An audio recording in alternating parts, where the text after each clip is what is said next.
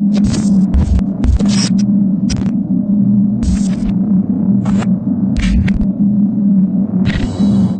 জন্য আমি সবসময় বলি, এবং এখন আবার সেই সন্ত্রাস জঙ্গিবাদের অন্যতম একজন কারিগর হাসানুল হক ইনু, তিনি আওয়ামী লীগের পলিসি মেকিং এর মধ্যে একটা বিশাল ফ্যাক্টর হিসেবে ইদানিং পরিচিত হচ্ছেন।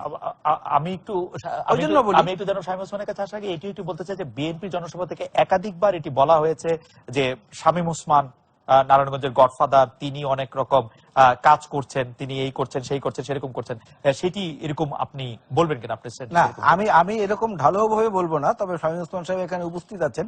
বেগম খালেদা জিয়া বিরোধী দলের নেত্রী থাকাকালীন সময় 1996 থেকে 2001 যখন আমরা লং মার্চ শুরু করেছিলাম, তখন বাধা সৃষ্টি করে ওই জায়গাটা অবস্ট্যাকেল করে একটা অচল অবস্থা তৈরি করেছিলেন উনি, প্রশাসনকে বুড়ো আঙুল দেখিয়ে, অর্থাৎ ওনার মাসেল এবং ওনার শক্তি সেটা প্রদর্শন করার মাধ্যমে। তখন থেকে আমরা বলেছি যে এই এলাকায় সন্ত্রাসের স্পেসিফিক। আচ্ছা, এটা আগে একটু বলি। আমি মনে হয় আলাল ভাই সিনিয়র রাজনীতিবিদ, আমার চেয়ে অনেক সিনিয়র। যারা ভিকটিম হয় তারা বুঝে ভিকটিম হওয়ার কষ্ট কত। 16 জুনে আমি ভিকটিম, তো আমারটার মধ্যে কিন্তু আরডিএক্স ফুটানো হয়েছে। বাংলাদেশে এখন পর্যন্ত আরডিএক্স ফুটানো হয় কোথায়? তো 16 জুনে যখন আরডিএক্সটা ফুটায়, আমি রক্তের উপরে শোয়া ছিলাম। রক্ত যে কত গরম আপনি বিশ্বাস করতে পারবেন না। আমার সাথে যারা ছিল, আমার বন্ধু চন্দন এখনো আছে, জীবিত আছে যারা, ওদের পা উড়ে যে মিনিমাম 500 গজ দূরে যে পড়েছিল। যারা করেছিল ঘটনা তারা কিন্তু দিল্লিতে গ্রেপ্তার হয়েছে। মুরসালিন মুনতাকিম 2 ভাই। ওবায়দুল্লাহ নামে একজন লোক আছেন, তাকে গ্রেপ্তার করা হয়েছিল। তার বাসায় গোলাম আজম প্রথম যে ছিল বাংলাদেশে আসার পরে, নাগরিকত্ব পাওয়ার আগে। আচ্ছা, তো আমার বড় ভাই যেটা অন্যদিকে ঘুরিয়ে দিলেন, ইনু ভাই টিনু ভাই এদিকে ঘুরিয়ে দিলেন। আমরা যেভাবে ঘোরাতে ঘোরাতে থাকি না, তাহলে এই বম কিন্তু কাউকে দেখে মারে না। আমি যেদিন আহত হয়েছিলাম, আমাকে বলা হয়েছিল বিএনপি থেকে এই বোম আমার অফিসে আমি ফুটিয়েছি। কেন? শেখ হাসিনার নিরাপত্তা আইন পাশ করার জন্য। আমার যখন জ্ঞান ফিরেছে, আমি যখন কাতরাচ্ছি, আমাকে জিজ্ঞেস করছিল সব পৃথিবীর সাংবাদিকরা, আপনি কিছু বলবেন? কিছু বলবেন? আমি কিন্তু বলি নাই যে আমাকে বাঁচান। আমি একটা কথা বলেছিলাম, আমার মনের ভিতর তখন হচ্ছিল, আমি বলেছিলাম শেখ হাসিনাকে বাঁচান। আমার লিডারের প্রতি আমার ভালোবাসা, আমার নেতৃত্ব, আমি মরে গেলে কিচ্ছু হবে না দেশের, কিন্তু শেখ হাসিনা মরে গেলে বাংলাদেশের স্বপ্ন মরে যাবে। সে কারণে আমি কথা বলেছিলাম। আর সেকেন্ডারি কথা যেটা বলছেন, প্রশাসনকে বুড়ো আঙ্গুল দেখিয়ে আপনি, এটা সত্যি, আমি এটা কনফেস করছি, আমি মিথ্যা তো বলবো না। আপনি কি রিগ্রেট করেন যে এই কাজটি করা আপনার ঠিক হয়নি? না না, আমি এটার যুক্তি দেখাচ্ছি, এটা আমি জনসভায় বলেছি। আমি একদিন মুখ খুলে নেই, আমি এই জনসভায় বলেছি যে কেন। এটার খুবই সত্য কথা, এই লং মার্চ, গোলাম আজম আর নিষিদ্ধ পল্লী, এই 3টা ঘটনার আগে বাংলাদেশের কোন পত্রিকা আমার নামে একটা নেগেটিভ কথা লেখে নেই। আমার জীবনে আমি কাউকে ভালো করে থাপ্পড়ও দেইনি, এটা আমার এলাকার মানুষ জানে। যারা আমাকে গুলি করেছে তাদেরকে আমি মাফ করে দিয়েছি। বিএনপি আমি থাকানো অবস্থা 2001 পর্যন্ত, পরে এত অত্যাচার করেছে আমাদের পরিবারের উপরে। আমার ভাইয়ের 300 গরুর দুধের বান কেটে দিয়েছে, রাজহাঁসের গলা হাঁস কেটে দিয়েছে অর্ধেক। আমার ভাইয়ের 3 কোটি টাকা ইয়ে নিয়ে গেছে। আমার মাকে রাত্রেবেলা বাসা থেকে পালিয়ে বেড়াতে হয়েছে, কারণ বাড়ির ভিতরে গুলি করেছে। আমি ফিরার পরে কিন্তু কাউকে একটা ফুলের টোকাও দিইনি, সবাইকে মাফ করে দিয়েছি। আল্লাহ দেখবেন। হ্যাজ ট্রু যে আমি লং মার্চ আটকে ছিলাম, আমি কনফেস করছি। কেন আটকে ছিলাম এটা প্রশ্ন, একদিন আমি বলিনি, আজকে বলার সময় গেছে, because I am 55, maybe I will go tomorrow. আজকে আছি, কালকে সকালে আমি হয়তো এখানে যাওয়ার সময় মরে যাবো, আমি এটা বিশ্বাস করি। লং মার্চের আগের দিন সরকারের কাছে একটা খবর আসে যে ফেনীর কোন এক জায়গায় ম্যাডাম খালেদা জিয়ার যে গাড়ি বহর, এই গাড়ি বহরতে জামাত ইসলামও ছিল। কিন্তু উনি জানতেন কি জানতেন না, বিএনপি নেতা জানতেন কি, এটা আমার মতো লোকের জানার কথা না। সেখানে ওনার গাড়ির 4টা-5টা পরে 3টা বাস ছিল, ওই বাসে মাটি কাটার লেবার ছিল। ফেনীর কোন এক জায়গায় যখন এটা ক্রস করবে তখন বম ব্লাস্ট হবে এই 3টা গাড়িকে বেস করে, এবং এখানে 70-80 জন লোক মারা যাবে। সরকারের কাছে খবর ছিল, সরকারের কাছে খবর ছিল। সরকারের কাছে আপনি জানলেন কেমনে? আমি একটু বলি, আমি তো পার্ট অফ দ্য গভর্নমেন্ট, আমি একটু বলি। মানে আপনাকে জানানো হয়েছে, এমপি কে জানানো হয়েছে? আমি একটু বলতে দেন, তারপর আমি তখন এখানে দুটো জিনিস কাজ করেছে। এক, তখন বিরোধী নেত্রী খালেদা জিয়া, ওনার নিরাপত্তার একটা ব্যাপার, প্লাস যদি ওনার নলেজে থেকে থাকে, তখন শুনেছি আমি, যেটা আমার হাইকমান্ড থেকে আমাকে জানা হয়েছে, চিটাগাঙ্গে ছিলেন সাকা চৌধুরী, ঢাকায় ছিলেন সাদেক হোসেন খোকা সাহেব। এই ঘটনা ঘটার পরেই সারা বাংলাদেশে ছড়িয়ে যাবে যে খালেদা জিয়ার উপরে হামলা হয়েছে, 70 জন মারা গেছে, দেশে একটা অ্যানার্কি করা হবে, তৃতীয় শক্তির মাধ্যমে ক্ষমতা আসার একটা প্রক্রিয়া। যখন এটা জেনেছে সরকার, তখন এটা আটকানোর ক্ষমতা সরকারের ছিল না। তখন আপনি দেখবেন আলাল ভাই এখানে বসা, আমরা কিন্তু লং মার্চ আটকে দেই নাই, আমরা লং মার্চের টাইমটা ডিফারেন্স করে দিয়েছি। 3 ঘন্টা আটকে দিয়ে ওই সময়টা গভর্নমেন্ট ওই জায়গাটাকে সিকিউর করেছে, তারপর কিন্তু গাড়ি তার মধ্যে চলে গেছে। শামীম ওসমান যা বলছেন যে আসলে শামীম ওসমান যা বলছেন সেটি বিশ্বাস করলে আসলে বলতে হয় যে সরকারের চেয়েও একসময় আপনার ক্ষমতা অনেক বেশি ছিল। আমরা একটা বিরতি নিয়ে ফিরছি। শামীম ওসমান ভাই যে কথাগুলো বলেছেন সে কথাগুলোর সূত্র ধরে আমি একটু বলতে চাই যে স্পষ্টবাদী হিসাবে ওনার সুনাম এবং দুর্নাম দুটোই পাশাপাশি রয়েছে। তবে আমি একটি ঘটনার কথা এখানে উল্লেখ করতে চাই। একটা সময়ে দেশের বাইরে উনি যেটা বললেন যে 2001-এর পরে ওনার জীবনটা অনেক বিপর্যস্ত হয়েছে, বিএনপির লোকেরা ওনাদের অনেক ক্ষতি করেছেন পারিবারিকভাবে। এই প্রসঙ্গে আমি একটু বলতে চাই যে 2001 সনের 13ই ফেব্রুয়ারি মালিবাগে মির্জা আব্বাসের নেতৃত্বে আমি ছিলাম সাথে, একটি মিছিল হচ্ছিল। সেই মিছিলে আওয়ামী লীগের তৎকালীন এমপি ডাক্তার ইকবালের নেতৃত্বে গুলি করা হয়েছিল। সেই গুলিবিদ্ধ ব্যক্তিদের মধ্যে আমিও একজন। আমার শরীরে এখনো অনেকগুলো স্প্রিন্টার রয়ে গেছে, প্রায় 40-42টার মতো। আমার মেজর অপারেশনও করতে হয়েছে আমার স্পাইনে। আমি দীর্ঘদিন ধরে অসুস্থ ছিলাম, হসপিটালে ছিলাম। তো আমিও কিন্তু এরকম রাজনৈতিক আক্রমণের শিকার থেকে বেঁচে আসা একজন ব্যক্তি। কিন্তু এর মাঝখানে একটা ভালো স্মৃতি আছে, সেটা হচ্ছে যে সংসদীয় টিমের প্রতিনিধি হিসেবে আমরা একবার কানাডায় গিয়েছিলাম। সেখানে গিয়ে শামীম ওসমান ভাইয়ের সঙ্গে সাক্ষাৎ করার সৌভাগ্য আমার হয়েছে। এবং সেইখানে আমি যাদের নামে ওই ঘটনায় মৃত্যুর দুয়ার থেকে ফিরে এসেছি, আমার পাশে 4 জন মারা গেছেন, 5 জন, একজন মহিলা সহ, যুবদলের একজন কর্মী, শ্রমিক দলের 2 জন, বিএনপির একজন এবং মহিলা, এরা মারা গেছেন। একজন পুলিশও মারা গিয়েছিলেন মালিবাগের মোড়ের ঘটনা, ডাক্তার ইকবালের গুলির। সেই মামলায় আমি যে বাদী হয়েছিলাম, সেই মামলার আসামিরাও শামীম ওসমান ভাইয়ের সঙ্গে ওইখানে আশ্রয় নিয়েছিলেন, অথবা ওনার সঙ্গে ওইখানে ঘটনাক্রমে দেখা হয়েছে। সেই জায়গাটাও আমার সঙ্গে তাদের পরিচয় হয়েছে। বাট সেখানেও কিন্তু আমরা হৃদ্যতাপূর্ণ পরিবেশেই কথা বলেছি। আমি বুঝি যে মতের ভিন্নতা, মতের বিরোধিতা, that's the art of democracy. এটার মধ্যে সংঘাত বা অন্য যা কিছু যারা করে তাদেরকে 16 ডিভিশন হিসেবেই ধরা উচিত। এরা হয় আমার ঘাড়ে ভর করে, নয় শামীম ওসমানের ঘাড়ে ভর করে, আরেকজনের উপর ভর করে। শামীম ওসমানকে বিএনপি বিএনপি থেকে বড় শত্রু মনে করেন কেন? যেহেতু সেই লং মার্চটি আটকে রাখার পরে শামীম ওসমানকে দেশেই থাকতে দেওয়া হয়নি 2001 থেকে 2006 সাল পর্যন্ত। না, দেশেই থাকতে দেওয়া হয় না, মানে উনি দেশে থাকতে ভয় পেয়েছেন, আবার আপনার ক্ষমতা আসলে উনি দেশ থেকে চলে যাবেন। দেশে থাকতে যদি উনি আতঙ্ক বোধ করেন, সেটা তো আমাদের ধরে রাখার কিছু করার নাই। কারণ ওনাদের দলের মধ্যে আভ্যন্তরীণ ক্ষেত্রে অনেক শত্রু আছে, কেন্দ্র থেকে শুরু করে নারায়ণগঞ্জ পর্যন্ত। আপনার ক্ষমতা তাদের পক্ষ থেকে হুমকিটা আছে। এবং কেন গিয়েছেন বিদেশে এটা বলতে পারবো না। আমারই উত্তর দেওয়া উচিত। জানার বা এরকম কোন সাহায্য আমাদের করার সুযোগ থাকতো তখন অবশ্যই আমরা করতাম। একটি জনসেবামূলক পরিবারের সদস্য হিসেবে উনি কেন দেশের বাইরে? আপনি কি খুব সংক্ষেপে আমাদেরকে বলবেন যে আপনি 2001 থেকে 2006 সাল পর্যন্ত দেশে থাকতে পারেননি কেন? আমি দেখেন 2001-এর 16 জুন বম ব্লাস্ট হয়েছে। রাইট। যারা বম ব্লাস্ট ঘটিয়েছিল, আমি বলবো না যে বিএনপি ঘটিয়েছে, বাট ইটস ট্রু, এই মামলার স্বীকারোক্তি যে দিয়েছে সে বিএনপির নেতা, ডেভিডের আপন ছোট ভাই, হি ওয়াজ ইনভলভড। তার স্বীকারোক্তি দেওয়া হয়েছে লিখিত এবং 164 করেছে। আমি এখন ডেভিডের ছোট ভাই 164 করেছে দেখে আমি বলবো না যেটা খালেদা জিয়ার নির্দেশে করেছে, but I am sorry to say, আমার কষ্ট লাগে বলতে, যে মুফতি হান্নান কয়েকদিন আগে কোর্টে বলেছে আমাদের বারের প্রেসিডেন্টের সামনে যে আমার নিয়ে টানাটানি করেন কেন, বিএনপির ম্যাডামরে যা জিজ্ঞেস করেন আর তারেক রহমান সাহেব জিজ্ঞেস করেন নারায়ণগঞ্জে বোম মারতে বলছে কে।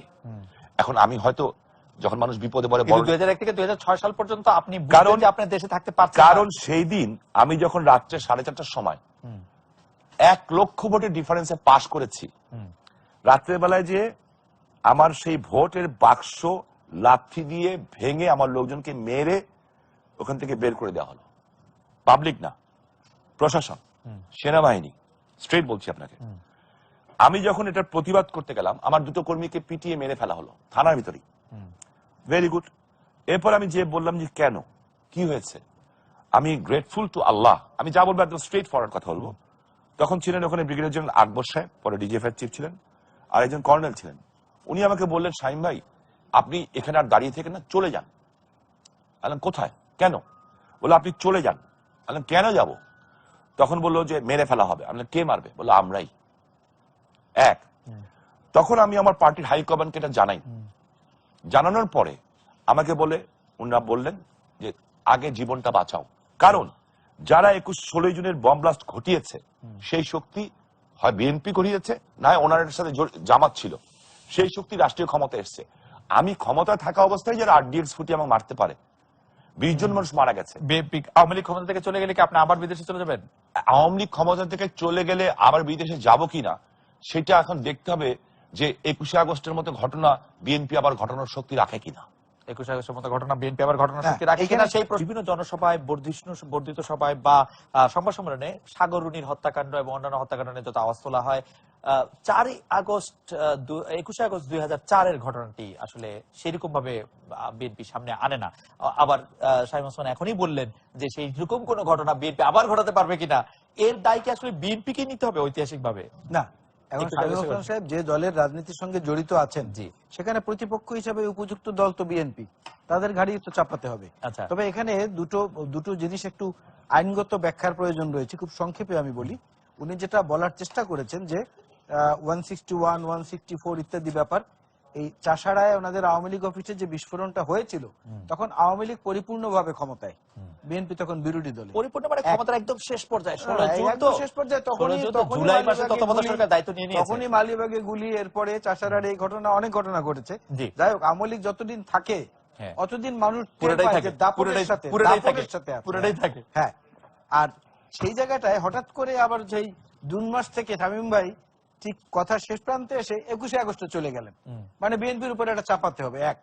161 যেটা সিআরপিসি, সেটা হচ্ছে আপনার পুলিশের কাছে দেওয়া স্টেটমেন্ট, 164টা হচ্ছে ম্যাজিস্ট্রেটের কাছে দেওয়া স্টেটমেন্ট, আপনি জানেন। আর রিট্রাক্ট করা সেই স্টেটমেন্ট থেকে সেটারও একটা প্রভিশন আছে, সেটা হলো 167। সেই রিট্রাক্টমেন্টে মুফতি আব্দুল হান্নান বলেছে যে টানা 420 দিন পর্যায়ক্রমে রিমান্ডে নিয়ে আমার কাছ থেকে কথা বের করা হয়েছে, আমি তারেক রহমানের নাম এখানে সম্পৃক্ত করি নাই কোথাও। যে কথাটা উনি বলার চেষ্টা করেছেন, উনি এর আগের যে স্টেটমেন্টটা সেইটা বলেছেন, কিন্তু রিট্রাক্টমেন্ট যেটা সেই সম্পর্কে তথ্যগত একটু অসম্পূর্ণতা এখানে রয়েছে। আর 21শে আগস্টের কথা যেটা বলেছেন সেটা নিয়ে কোনো কথা বলা, এখানে আমি আগেই আমার পেশাগত পরিচয় আপনাকে দিয়েছি আইনজীবী হিসেবে। হ্যাঁ, আইনজীবী হিসেবে সেটা ব্যাপারটি এখনো কিন্তু বিচারাধীন, আপিলের পর্যায়ে রয়েছে। এটা নিয়ে কোনো মন্তব্য করা আমার উচিত হবে না।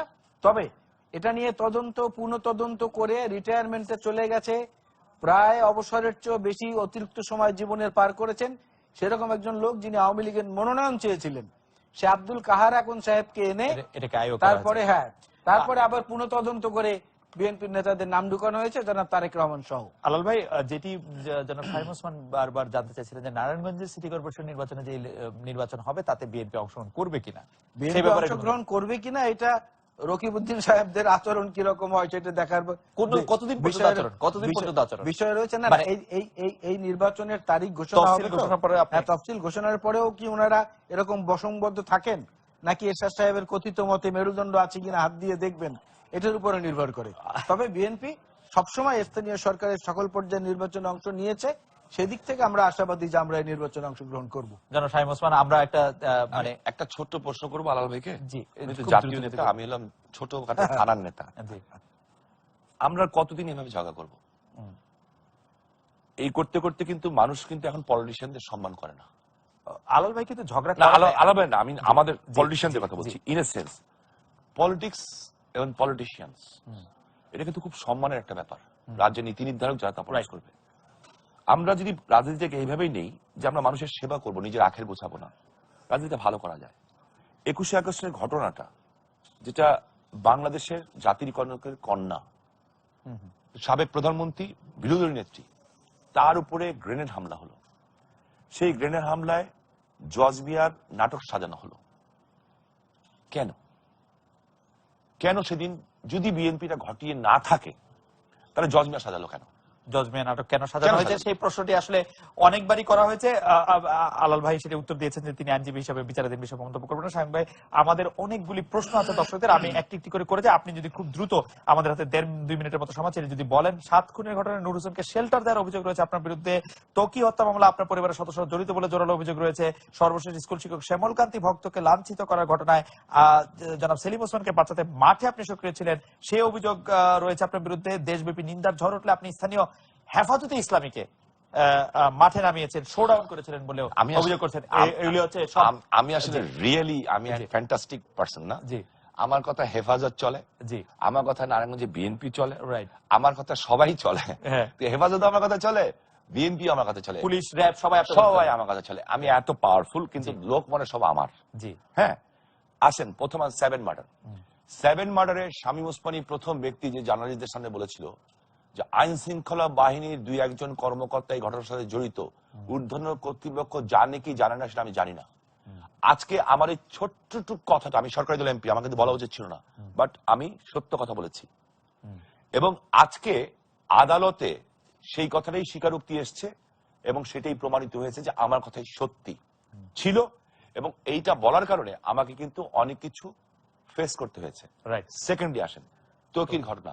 ত্বকির ঘটনায় যেই মেয়ে পাশে বসা ছিল, তার ছবি, তার ঘটনার সমস্ত কিছু দেওয়া হয়েছে, প্রকাশ করা হয়েছে। আমি অনুরোধ করব বিচার করা হোক, যদি আমার পরিবারের কেউ সদস্য জড়িত থাকে তার বিরুদ্ধে শাস্তি নেওয়া হোক। শ্যামলকান্তি ভক্ত সকাল 10টা থেকে বিকাল 4টা পর্যন্ত একটা স্কুল শিক্ষককে আটকে রাখা হলো। ঠিক আছে, কারা? হাজার হাজার মানুষ, প্রায় 15 থেকে 20,000 লোক জুতা বল্লম নিয়ে। কেন? সে একটা ছাত্রকে মেরেছে। মারতে মারতে মারতে মারতে যখন একটা পর্যায়ে গেছে, তখন বলা হয়েছে তোর আল্লাহ না পাক, তুইও না পাক। আমি জানি না ট্রুথ অর রং, যেহেতু এটা ইনকোয়ারি চলছে। 4টের সময় যে প্রশাসনিক কর্মকর্তারা ওই এলাকার এমপি সেলিম ওসমান সাহেবকে ডাকেন। Selim Osman is a businessman, উনি পলিটিশিয়ান না, কিন্তু ওই এলাকায় উনি 11টা স্কুলের মধ্যে করেছেন। উনি নিজের পকেট থেকে প্রায় 50 কোটি টাকা দিয়েছেন। এবং যেই স্কুলে ঘটনা, সেই স্কুলে কয়েকদিন আগে 50 লাখ টাকা দিয়েছেন। উনি কিন্তু সবাইকে নিয়েই চলেন। তো 10টা থেকে 4টা পর্যন্ত যখন একটা স্কুল শিক্ষককে উদ্ধার করা যায় না, তখন ওখানে এমপি দিয়ে কিভাবে উদ্ধার করবে লোকটাকে? ওনার জানটা বাঁচিয়েছে এবং শ্যামলকান্তির রেকর্ড সব প্রকাশ হয়েছে যে আপনি আমার ভগবান, আপনি আমাকে বাঁচিয়েছেন। বাট ইন্টারেস্টিং ব্যাপার হলো, ওই যে তোকি বললেন আর কিছু কমিউনিস্ট, সাম কমিউনিস্ট, যারা সকল কমিউনিস্ট, তারা হাসপাতালে যে শ্যামলকান্তিকে বুঝিয়েছে সেলিম ওসমান কথায় কথায় টাকা দান করেন, এই একটা সুযোগ, আপনার মেয়ের জন্য টাকা চান। তখন সে ফোন করে টাকা চেয়েছে 1 কোটি। এটাও কিন্তু রেকর্ড প্রকাশ হয়েছে, এটা আপনারা জানেন। হ্যাঁ, এবং মজার ব্যাপারটা হচ্ছে ম্যাজিস্ট্রেট গেছিলেন নারায়ণগঞ্জে তদন্ত করতে, শত শত মানুষ এই সাক্ষী দিয়েছে। আমার মনে হয় যে আপনি আপনার বক্তব্য প্রকাশ করেছেন। মজিবুর হোসেন আলাল, আমরা শেষ প্রশ্ন করতে চাই। সম্প্রতি মির্জা ফখরুল ইসলাম আলমগীর বিএনপি সমর্থনে রামপাল বিদ্যুৎ প্রকল্প বেগবান করার আহ্বান জানিয়েছেন। বিএনপি নিজেদের এতটা দুর্বল মনে করেন কিনা যে তাদেরকে আন্দোলনে নিতে বলছেন? এই বক্তব্যের সাথে আমরা 1 মিনিটে আমরা বক্তব্য শেষ করব। সুন্দরবন হচ্ছে জাতীয় সম্পদ, এটা বিএনপির একার বিষয় না, এবং এটা ইন্টারন্যাশনাল হেরিটেজ। সেই ইউনেস্কো থেকে, ইউনিসেফ থেকে যখন বারবার করে বলা হচ্ছে যেটা ক্ষতি হচ্ছে এবং সরকার আবার ডিফেন্স নিচ্ছে, ভারতের পক্ষে যেখানে কথা বলছে, সেই জায়গাটায় ভারতের অংশেও সুন্দরবন রয়েছে, কিন্তু সেই অংশ বাদ দিয়ে আমাদের অংশে ভারত কর্তৃক বাতিলকৃত একটা প্রজেক্ট, সেটাকে নেয়ার জন্য এত অতি আগ্রহ কেন? না, আপনারা আন্দোলনে নেয়ার জন্য ওদেরকে বলছেন, আপনারা নিজেরা কেন আন্দোলন করছেন না? সেটা না, ডেফিনেটলি তাদেরকে আমরা বলছি, আমরা প্রস্তুতি নিচ্ছি আমাদের সঙ্গে তারা যাতে অংশগ্রহণ করে, তারা যাতে অংশগ্রহণ নেয়, তারা যাতে অংশগ্রহণ নেয়। আমি একটু বলি, না, এটা তো যেভাবে হচ্ছে, বিএনপি যদি রামপালকে খারাপ না করে, বিএনপি আন্দোলন করছে না কেন? বিএনপি নিজেদের দুর্বল মনে করেন কিনা? বিএনপি দুর্বল মনে করে না, বিএনপি দুর্বল হচ্ছে হানিফ সাহেবের কথায়, বিএনপি দুর্বল হচ্ছে ওবায়দুল কাদের সাহেবের কথায়। 1 মিনিটে শেষ করব। জনমত জরিপ আলাল ভাই মাত্র হজ করে আসছেন, তো সেই জায়গাটায় গেলে পরে কিন্তু মাত্র হজ করে আসছেন, দুর্বল না সবল একটা প্রমাণ হওয়ার সুযোগ উনি এই মুহূর্তে যদি হজ করে আসছেন, মাথায় টুপি আছে, উনি সরাসরি সলিড অসত্য কথা বলতে পারবেন না। আমাদের কোনো অসত্য কথা বলার সুযোগ নেই। শামসুজ্জামান দুদু যখন বলছেন বাংলাদেশের মানুষ কাশ্মীরের পক্ষে, তার মানে লস্কর তৈয়বা জাসিম মাহমুদের পক্ষে। আমার মনে হয় যে ওরা অন্য খেলা খেলে। জনাব শামীম ওসমান,